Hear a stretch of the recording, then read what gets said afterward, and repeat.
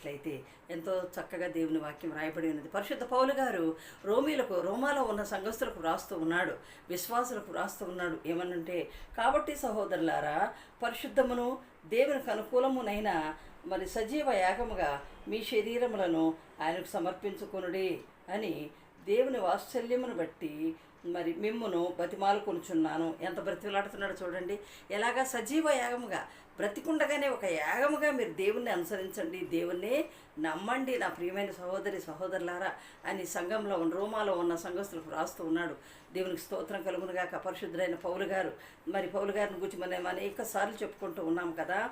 మరి ప్రియమైన సహోదరులారా, సహోదరిలారా, అనుకూలమైనటువంటి సజీవ యాగముగా, మరి దేవునికి అనుకూలమైన సజీవ యాగంగా చేయాలి.